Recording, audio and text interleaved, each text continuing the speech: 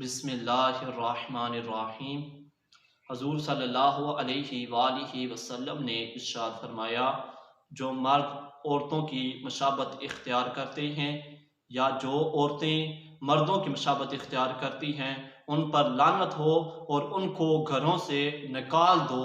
تو اس حدیث کے مطابق ایک اور حدیث مبارکہ ہے، حضور صلی اللہ علیہ وآلہ وسلم نے ارشاد فرمایا کہ جو مرد عورتوں کی مشابت اختیار کرتے ہیں یا جو عورتیں مردوں کی مشابت اختیار کرتی ہیں ان پر اللہ تعالیٰ کی لعنت ہو، فرشتوں کی لعنت ہو اور مجھ رسول اللہ صلی اللہ علیہ وسلم کی لعنت ہو۔ تو دیکھا جائے کہ مشابت اختیار کرنے والے پر اللہ تعالیٰ کی، رسول اللہ صلی اللہ علیہ وسلم کی اور فرشتوں کی لعنت ہو رہی ہے، اور یہ جو بل منظور ہوا ہے اس کو دیکھا جائے تو اس کو عورت کو حق دے دیا کہ وہ خود کو مرد کلوا سکتی ہے، مرد بنوا سکتی ہے، اور ادھر مرد کو یہ حق دے دیا گیا اور اسے کوئی پوچھ بھی نہیں سکتا، کیونکہ مرد کو یہ حق دے دیا گیا کہ تم عورت بن سکتے ہو۔ تو دیکھا جائے کہ حضور صلی اللہ علیہ وآلہ وسلم ارشاد فرما رہے ہیں کہ تم مشابت اختیار کرو گے تو تم پر اللہ کی، رسول اللہ صلی اللہ علیہ وسلم کی اور فرشتوں کی لعنت ہوگی۔ جو خود کو بندہ تبدیل کروا دے اس کے لیے کیا سزا ہوگی؟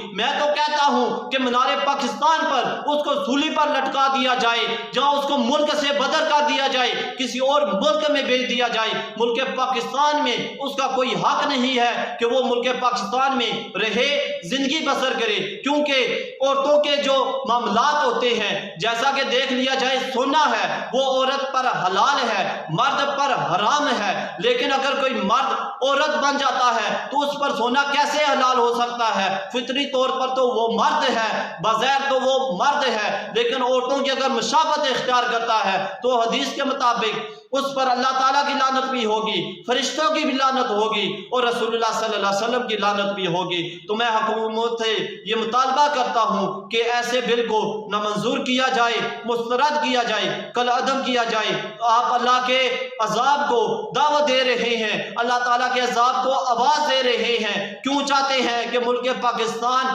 نیست و نابود ہو جائے؟ اس سے بچیں، توبہ استغفار کریں اور اللہ تعالیٰ کی طرف رجوع کریں، اللہ تعالیٰ اور اللہ کے رسول صلی اللہ علیہ وسلم کے احکامات کی نافرمانی نہ کریں تاکہ آپ اللہ تعالیٰ کے عذاب سے بچ سکیں۔ اللہ تعالیٰ کی بارگاہ میں دعا کرتا ہوں کہ اللہ تعالیٰ ملک پاکستان کو سلامت رکھے۔